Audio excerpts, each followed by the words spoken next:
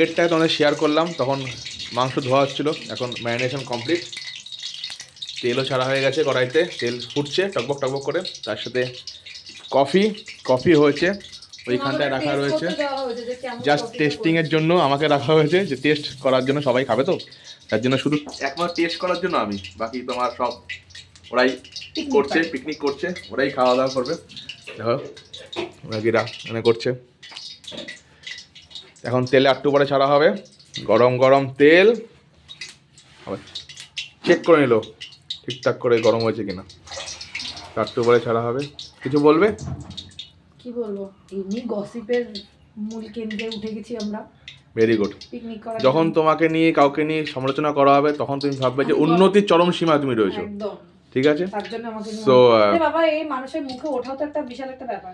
যাক, এই ছাড়া হয়ে গেল, চলে গেল গরম তেলের মধ্যে, পকোড়া চলে গেল। যাই হোক, এইটুকু তোমরা দেখো, বাকিটা যখন তোমার সবাইকে শেয়ার করো ডিস্ট্রিক্টে, তখন তোমার পোস্ট করা হবে। Tata, bye bye.